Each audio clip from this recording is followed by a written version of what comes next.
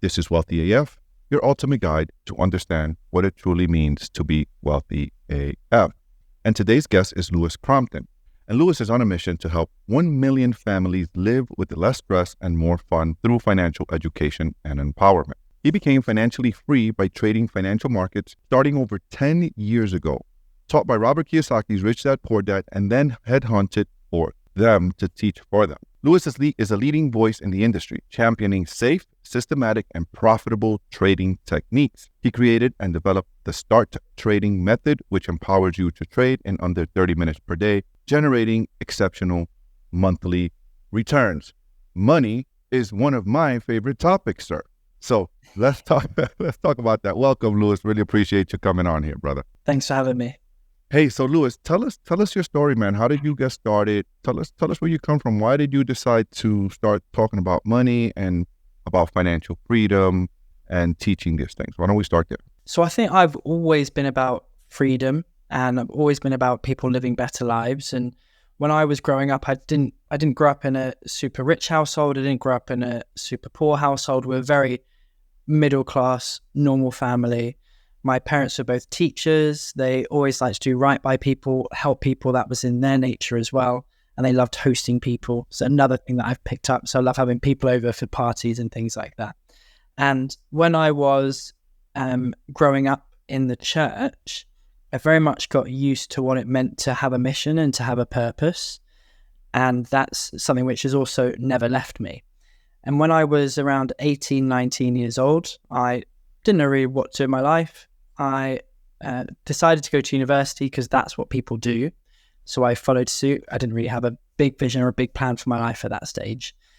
So I went along to university, and whilst I was there, I was also training in the church as a counselor, as a therapist. And I was doing that in California, even though I lived in the UK. And I remember being sat with this wonderful woman called Jana. She's sadly no longer with us, but I was sat in a car with her in the desert in California, near a place called Riverside. And she said, "What do you want to do with your life, Louis?" And I started getting tears in my eyes and getting quite emotional because I didn't really know. But what I did know was that I wanted to help people. I wanted to make sure that when I left the planet, there was people who could say that I helped them have a better life than they had. So within the church, I was training as a counselor, as a therapist, helping people with their mindset, helping them break through limiting beliefs that they had, break through past traumas, all of that kind of stuff. And in my early 20s, I kind of burnt out from that type of work. I was very emotionally drained. I didn't really have my own inner resources to handle some of the very intense cases that I was working on. And so I kind of stepped away from that type of work, stepped away from the church a little bit, and I found myself working in retail on the shop floor of a men's and women's clothing company. And it was when I was there that I discovered the book Rich Dad Poor Dad, as many of us have read. And I realized working in retail was not where I wanted to be for the rest of my life. So I decided to do something about it. And that's where I discovered investing. That's where I discovered trading. And that was just over 10 years ago.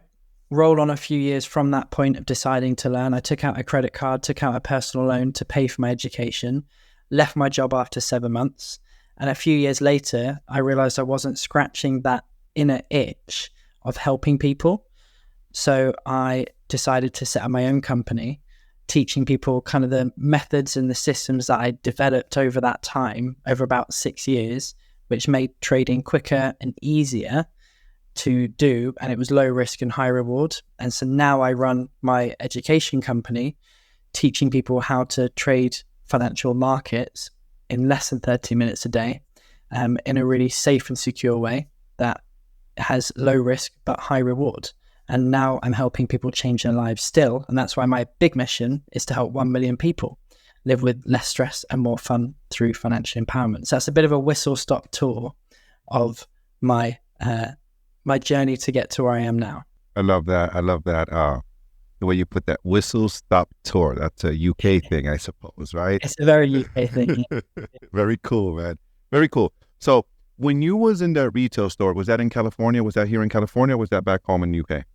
No, that was back home in That was back home in the UK. Okay, when you was in that retail store, because I used to be in retail many years ago, and you don't make much money there in those in those places. And you said something. You said, "Hey, I went in and got credit card and put it on credit card," and you decided to bet on yourself. You decided to go all in on yourself. A lot of people could listen to a podcast like this, could listen to a guy like you, could listen to a guy like me, and many other guests that come through here and say, well, and they listen to our stories and they hear how we bet on ourselves. I spend 10 grand. The first 10 grand I spent on was on a Tony Robbins, big money I spent. To me, it was big money then, was on a Tony Robbins event. And then, boom, I went all in on myself. And then I just kept going in on myself after that. But what drove you when you're making, I don't know, $10, $12 an hour, not much money, just, you don't make much money in those places, right? You're poverty line, basically. What drove you to taking that chance, right? Taking that risk to invest on yourself, to invest in getting skills for yourself. What was it that drove you there, right? How old were you then when you did that? I was 24 at the time. So you're a 24-year-old kid, and it takes a lot of guts at 24 to say, I'm going to go in debt when everybody in the world is telling you debt is bad. And I'm going to go into debt, put this credit card, 24%, all that stuff, to bet on a better version of myself. What drove you to do that? It's a really good question. And I sometimes would like to say it was bravery, but I don't think it was.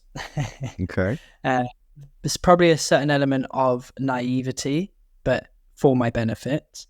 But definitely a heck of a lot of hope in what could be. And I love a good inspirational quote. And one of them is from Richard Branson, who says, if someone hands you an opportunity and you don't know how to do it, say yes and figure it out after.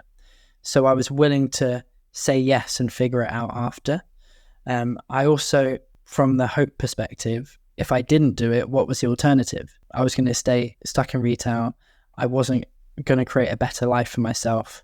I didn't know what the future would hold, but I didn't like what it was currently going to look like if I continued doing what I was doing. So having a real, honest, hard look at my own life, my own situation, having a look at what other people who were in the retail industry were doing 5 years, 10 years, 20 years on, and as lovely as they were as human beings, they were not living lives that I would want to live for the rest of my life. And I think I've always had this existential panic about how short life is and not wanting to waste a single moment of it, which has always caused me to go after things, give things a go, and really think, what's the worst that can happen? So in that situation back then, what's the worst that could happen? I don't manage to make this work, and then I've got this debt that I'll have to pay off. So which isn't a fun thing to have to do, right? But I'm going to have to pay it off either way. So why not invest that into something which is going to potentially make me income and change my life? So it was a calculated risk.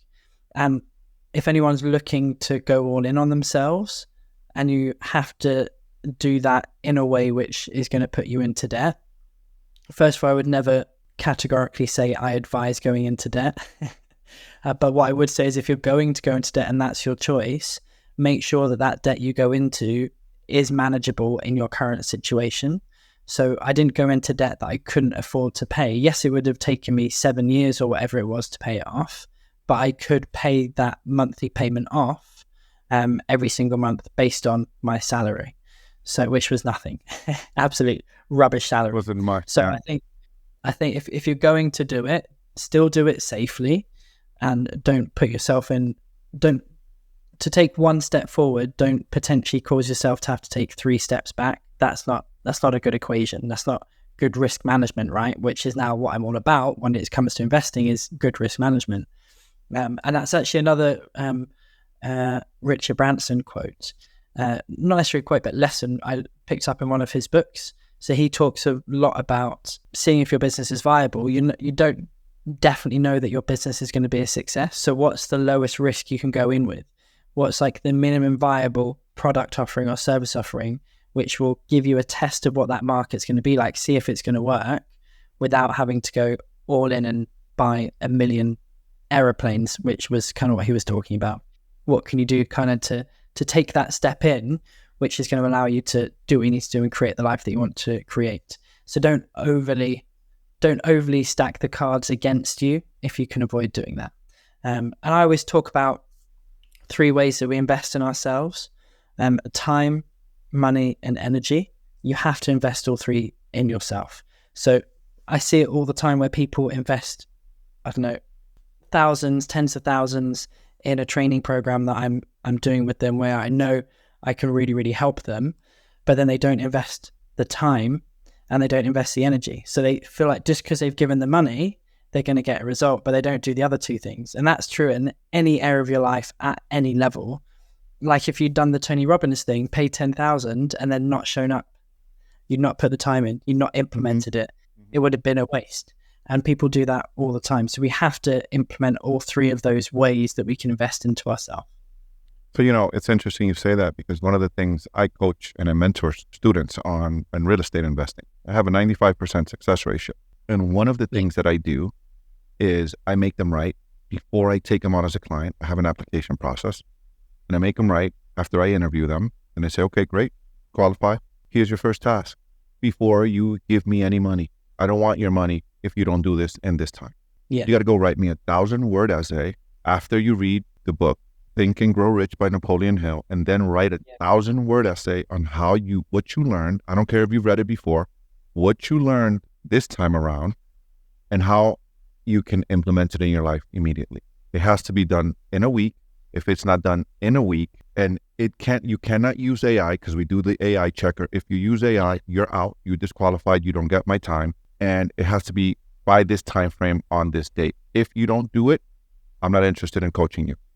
And it's interesting because a lot of people want, like you said, they want to do it. But when it comes to putting in the time and putting in the effort, and that's just my test and my way to see if when they give me their money, they're actually going to do the things that are required of them to do to be successful. Yeah. That's all that is. It's, are you going to do the things that are required, for you to be successful? And a lot of it is reading. A lot of people think success is, hey, I'm going to go and do this thing and that thing. No. A lot of it is the time you invest in yourself. A lot of it is your mindset. A lot of it is the shift that happens when you read a good book. The shift that happens when you read books. Like right now we're reading Atomic Habits. When you read Atomic Habits, or you read The Compound Effect, or you read The Magic of Thinking Big, or you read these books, there's those shifts that happen. And are you willing to put the time, right? And a lot of people are not. They just want the glory, but they don't want the pain. Not that reading is painful, but it requires time and it requires some sacrifices. It requires, working out is not necessarily fun, but it requires some time and sacrifices if you want to look good, if you want to be healthy. And it is that thing, isn't it, of easy decisions, hard life, hard decisions, easy life. And I think about this a lot. And one of the major reasons why I work out is because I want to maintain good health into my later years. Right. You look at someone in their 70s who has worked out the whole time or done exercise the whole time, and someone who hasn't, and they are night and day different. Yeah, just 2 totally different people. Yep, 2 totally different. Yeah. Mentally, spiritually, mentally too, not just physically. Yeah, exactly. So I think people often realize that when it's too late, and then they have to undo a lot of damage. Whereas you can start now, and I'm talking financially, mentally, emotionally, spiritually, physically, all of it. And this is why I love that book, Atomic Habits, because little habits will make a massive difference, a massive. Yeah, that's a good one. I've read it, but my group of mentees, it's that's what we're reading now. I have the group reading that book, and it's a really powerful book. It's just the little things we do, right, Louis? Little things we do every day amass to big impact over a long period of time. And I wish I'd learned that, man. I gotta tell you, I'll confess to you, Louis, I wish I've learned that when I was in my early 20s.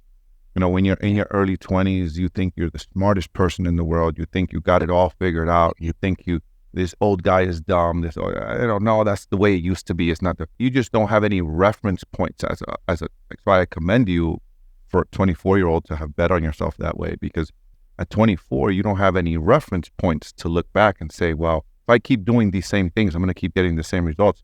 You had that insight, which is amazing for a 24-year-old. You had a pretty developed prefrontal cortex to be able to strategize and think that way at 24. most of us at 24 aren't thinking that way. We're thinking about the girls. We're thinking about the parties. That's what I was thinking about.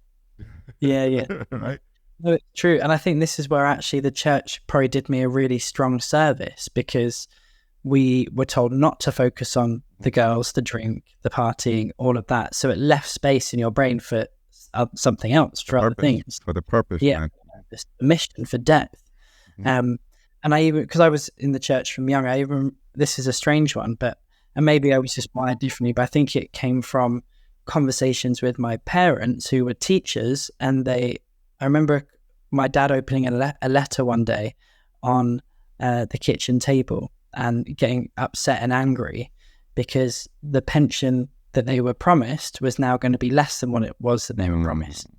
And that built in me at a young age a distrust for pension schemes, a distrust for government pensions and government taxation and everything.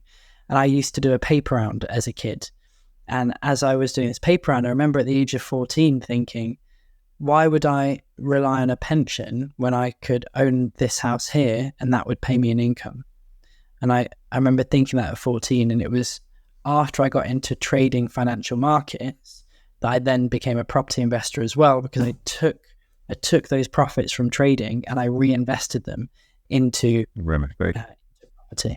Yeah, into awesome. real estate. Which leads me to my next question. I love that you segue into that and you brought your dad in, because my question is, how do our families teach us about money?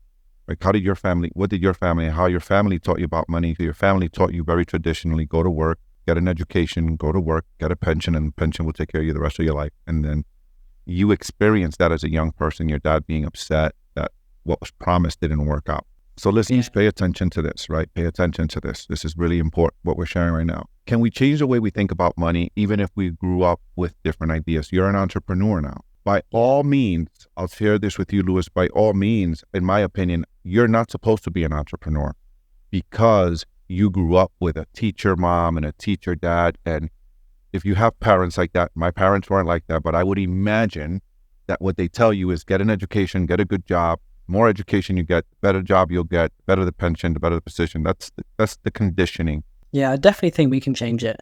I wonder if partly because my parents were teachers and were that way, that as a normal teenager, I rebelled against their system and their rules and their process. I also think that I have quite an inquiring mind and I question a lot, and that leads me into overthinking. But it's that question of, are the people I'm maybe taking advice from, the people I'm learning from, again, not taking away from being wonderful human beings, but are they living the life I want to live? And if they're not living the life I want to live, then who is? And I need to do what they've done and operate the way that they operate. So when I was working retail, I worked in a really nice part of London, a very wealthy part of London. And I would just be fascinated by these people who would go into these big homes in the centre of London that would cost millions and drive these lovely cars and have chauffeurs and things like that. And I would just always think, what have they done to get that money? How have they earned that? How have they created that life? And that's a question which I have kind of always asked myself. So I've always been inquisitive, which helps to break old patterns of thinking. And when you don't hold tightly to your own belief system, it allows space for growth and it allows you to discover new belief systems. And one of the things that I'm realizing more and more is we choose our own beliefs. So a business coach of mine said to me once, why do you have the fees for your services that you have? And I said, oh, because this is this and that's that. He says, okay, but why that number? And I was like, I don't really know why I've that number. And he said, you made it up. And I went, no, I didn't. I based it on this and this. He went, no, you've made up that number. You've chosen that number for whatever reason. I was like, that's very true. I have just chosen, I've made it up. So if I can make up a price and then I choose whether or not I believe that's of value or not, I can choose what beliefs I have and if they're valuable and if they're serving me. And there's definitely been, over the years, times I've noticed my behavior around certain values of money, certain sums of money, certain financial things. And it's caused me to question how I'm operating and if that's a helpful belief for me to have. And so if we can choose our beliefs there's a really brilliant book called Breaking the Habit of Being Yourself, and it's by a guy called Dr. Joe Dispenza. He just makes a brilliant argument and a brilliant point that everything you do and the way that you operate is a pattern of behavior which is formed out of habit. And that may be really demoralizing to some people. For me, that's really encouraging, because if it's a habit I have created, consciously or subconsciously, it's a habit I can change and create a new habit, a new belief system, a new way of operating as well. So which I think is very exciting. So first of all, if you've grown up with parents who are amazing with money, they totally understand it all, they are super wealthy and growing wealth all the time, and they're generous and loving people, you've hit the jackpot there. Be like them. If your parents aren't like that, think about what beliefs you therefore have about money and what beliefs you need to have instead about money, and choose to believe those things about money, and see how your world and your reality changes as a result of that choice to believe something different. Is being poor mostly a person's attitude, or is it caused by bigger problems in society? Oh, that's a big question, isn't it? That's a really big one. So I actually do believe, more so in the US actually than the UK, that there is systems in place which keep people poor. However, I'm also a massive believer that every single person should take full ownership and responsibility for their life and moving that life forward. So when I say that, sometimes people can hear, you're saying I have to take ownership. I'm at fault for everything in my life. Well, first of all, if you're thinking that, you're already falling into victim mentality, because that's not what I'm saying. What I'm saying is, regardless of what has happened to you in your life, we've all got bad stuff, some more than others, but everyone's got stuff that they could use as a reason to not move forward with their life. Whatever has happened to you, it may not be your fault that it's happened to you, but you can now take responsibility and ownership for your life and start to create the life that you do want to have. It may be baby steps, it may be small steps, but I do believe that anybody can do that. So glad you said that, because I want to unpack a little bit about something you said. You said there are systems in place, more so in the US than the UK, to keep people poor. So I come from poverty, right? Like Lewis, I was born here by the grace of God. My mother came pregnant with me to the United States from the Dominican Republic. She didn't have any money, and she sent me back home to the Dominican Republic. I lived there the first 5 years of my life. We were so poor that we didn't have running water in my house. I was like, the children you see on those TV channels with no running water. When it rained in my house. We'd have to wake up every morning at 6 o'clock in the morning, go up the street to get water, to flush the toilet and brush our teeth and to cook. And then we had to boil the water because the water wasn't good. So we talk about poverty, poster child right here, right? Yeah. So when we talk about that, I want you to tell me, so the reason I share that with you is because if I can get out of poverty and I don't have a college degree, proudly say I don't have a college degree. I'm not knocking people that have a college degree. I am self-educated, have self-taught myself. I've never subscribed to the I'm poor and woe is me and so bad, look at me and I'm brown and all this bullshit.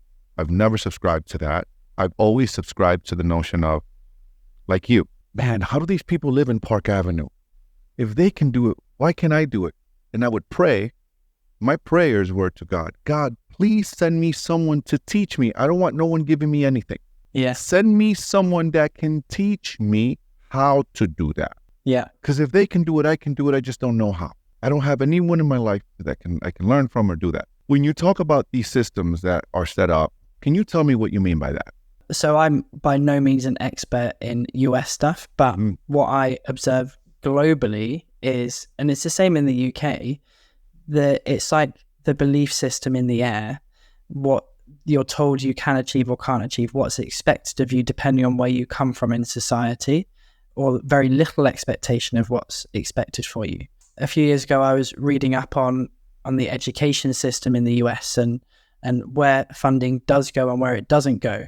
And that type of thing just allows people to more easily buy into we don't get this, therefore we can't have that.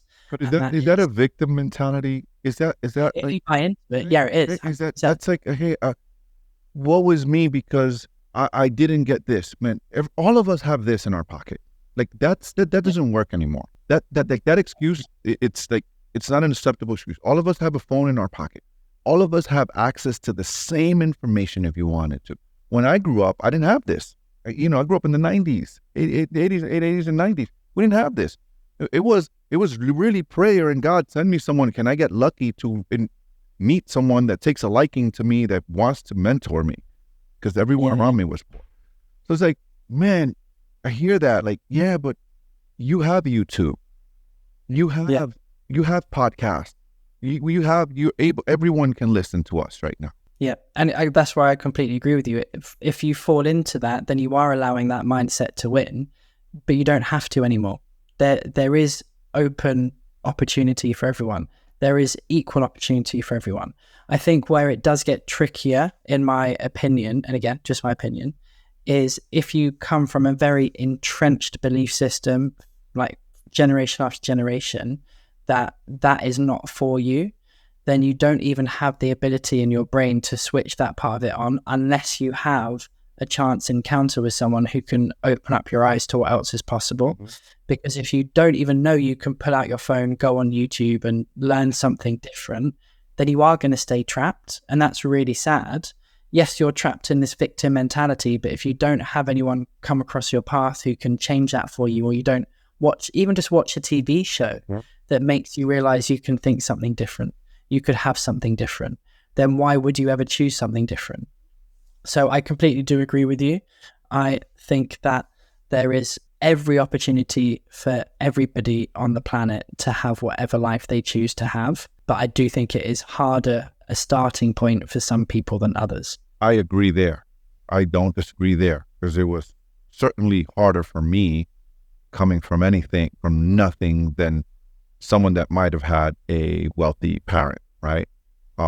That can teach them about money, that can give them, that have assets, that give them other opportunities. Completely agree there. I'm not a fool to that. What I find really interesting is, well, people who often come from wealth, within 3 to 4 generations, that wealth has been lost because they don't know what it is to fight. They don't know what it is to earn it. And when they've just been given it, there's no respect for it either. And I think part of that comes down to, are the parents willing to educate? But it's interesting that after a couple of generations, it becomes expected, and therefore it's mismanaged, and then it starts to disappear. I find that very, very interesting dynamic on the flip side as well. It's a mindset, man. As men, I was talking to a young man this week, and I said, listen, do I have your permission to tell you the truth? I was like, yeah. I said, you got a piece of shit car, get rid of it, it's holding you back. And he looked at me, he was in shock. I said, I know, you put a lot of time into it, you put an engine, you did this, it's a kid, you're a kid car, the shit's holding you back. As a man, no one around you wants to tell you the truth because they're intimidated by you. I'm telling you, as a man, you got a piece of shit car, you got to get rid of it, it's holding you back. It leaves you stranded every 5 minutes, it's time to get rid of the car. Oh, but it's worth more than I said, you may think it's worth more. It's a piece of shit car that leaves you stranded and it's holding you back. If I was to tell you right now, go get in your car, there's an opportunity for you to buy something that you can flip and make $2,000, but it's an hour away. Is your car reliable enough where you can go get that opportunity right now? No. So I said, it's a piece of shit car that's holding you back, right? Yeah. And the thing is that as men, no one's coming to save us, And there's a conversation I was having with this young man was like, listen, one day you're going to have your family and you're going to have to be the one that takes care of your family. And when things get difficult in life, everyone in your family is going to look at you because you're the head of the house. And it's up to you to go and make things happen and make things right. Everyone's looking at you. Your wife's looking at you. Your kids are looking at you. So this idea of, hey, I'm entitled. No one owes you anything, especially as a man. You don't have no entitlements. No one's opening the door for you.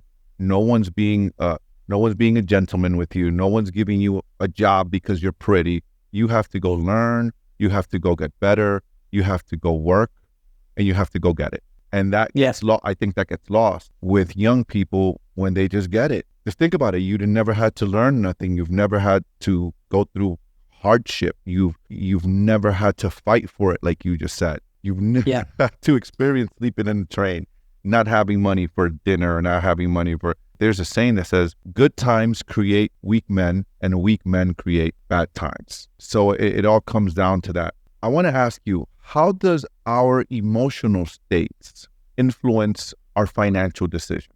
Oh, massively. I think it shouldn't be this way, but most people are operating on every financial decision as an emotional response. And again, this is why people who win the lottery end up not having any money in a few years' time, because they spend emotionally and they don't know how to invest. They don't know how to make money, make more money, because they've just been handed it. So I think there's a symbiosis between this as well. And I personally believe that if we can take the financial stress and pressure off of our lives and off of people's lives, that they will actually become better parents, better partners, better leaders, better lovers as well, because the emotional stress that a lot of people experience is highly tied to financial stress. And when you feel like you don't have enough, that you're lacking, that you actually are lacking and you can't afford to pay the bills, that's an incredibly high amount of stress. Yes. And the problem with high stress is it means you don't make as good decisions, which means you then kind of get this negative snowball effect that you spend money on things you shouldn't have, that you can't really afford. You end up in buying yourself a car on finance that you can't actually afford, and it keeps you in poverty for longer. But at least you've got the car. And we all know how buying a good car feels after a month. It's kind of worn off. And then you're left with a thing that you're not having to pay for. And people buy houses that are too big for them. They don't think about how much it's going to cost them to run or maintain that house. And then they're in financial difficulty. All of these kinds of things. So there's a massive interplay between the two of them, which is why I'm a big believer in sleep on a financial decision before you go and make a big purchase, a big investment, because emotionality leads to poor decision making. How do we get out of that? Right? I want you to coach me. If I'm listening to you right now, hey man, I'm in that retail store. I've made bad decisions. Yeah. Let me take that back. I've made some poor decisions because I don't have anything. Look, I've been poor. I know what it is to be poor. Okay, I know exactly what it is to be poor. This is what happens. Yeah. We're poor all year. We get to the end of the year. We file our tax returns. We now get a little $3,000 or $4,000 or $5,000 tax return. And because we don't have nothing all year, what we do is we stake that $4,000 or $5,000 and we spend it on a vacation, or we spend it on this and we spend it on that. How are you coaching me to rewire me so that I can take that money and invest it and create a better future for myself instead? And the reason we do that, and the reason I'm doing that, if I'm that person, the reason I used to do that, I'll tell you as myself, was because I didn't have nothing all year. So now I got a little bit chunk of change, and it's like, shit, let me go do some things that I was restricted from doing all year round. Let me go do this vacation. Let me go get this car. Let me go get this clothes. Let me get this shirt. And a cycle goes on and goes on and goes on and goes on. So how are you coaching that person that's listening to us, that's that person, to help them get out of the cycle? Well, first of all, it's to recognize it as a cycle is a really big one. And the reason why people repeat cycles is because they don't have a clear and compelling vision of the future they actually want. So the first thing you have to do is identify what that vision is that they actually want for their lives. What life do you actually want? What do you want your financial situation to be? Because when we don't have that, we make decisions day to day. We don't have long-term thinking. So we have to get super clear on what is the future vision we're wanting to create, and then what are the steps we need to take in order to get there. Now, the reality is, if you've only got a few thousand like that, you're probably not going to go out straight away and buy a piece of real estate. It's going to take you a little bit of time to turn that money into more money. The best thing you can probably do at that stage is some form of education and support from somebody who knows what they're doing.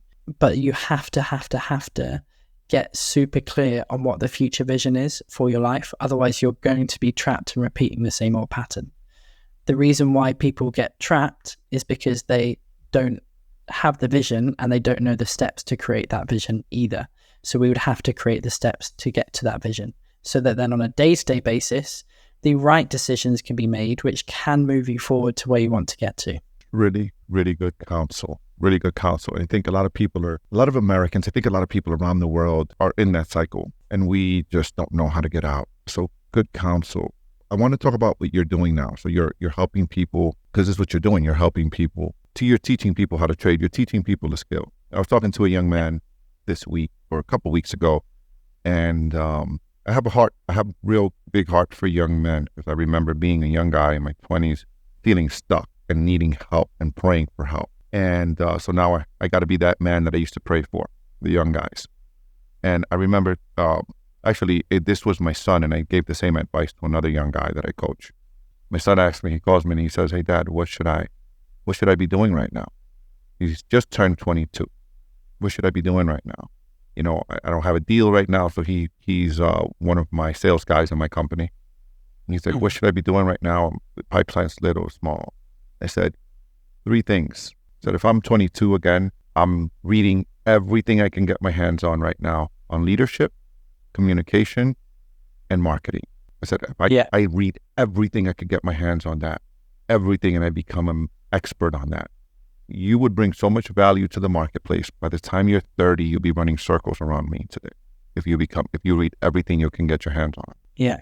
So for the young guys, I would be telling you the same thing: is you should be investing in yourself and leveling up your skills. And, guys like Lewis being wrong, guys like myself that are doing it, that can teach you some good skills that can make you money. Even if you're older, it doesn't matter. Even if you're older, you should be investing in yourself to skill up, right? To learn the language of money. How are people that are making money, right? That curious mind you had, and I still have. Like, hey, how does that guy build a business that big? What is it that I don't know? What is it that he does that I don't do? What is it that he thinks that I don't think? What is it that he reads that I haven't read? What's his ritual in the morning? What is he like? What is it? I'm always curious about that. Yeah, we specialize really in teaching people how to trade financial markets from a technical perspective. So really, we're talking pattern recognition, which makes it super simple. It means we can trade financial markets in 30 minutes a day or less. It's not intense whatsoever. And we can still be making great returns of 5% and up every single month on our total account pot, which is fantastic. And that's what many, many, many of our students are achieving and doing. So we want to empower as many people as possible to do that for themselves. Now, there's all this rubbish out there of copy my trade, signal services, AI robot things for financial markets. I've been around for over 10 years in this market. I've never seen those things work for more than a few weeks.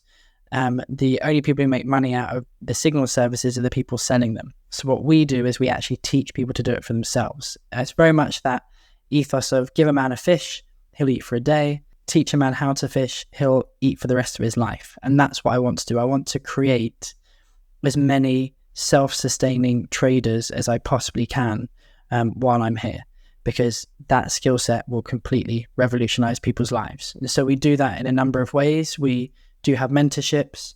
We tend to start people off with like just a free 60-minute masterclass so they can understand what it is we do, figure out if it's a good fit for them or not. And then we do like a 5-night training where we kind of build some foundations, and then we go to mentorship after that.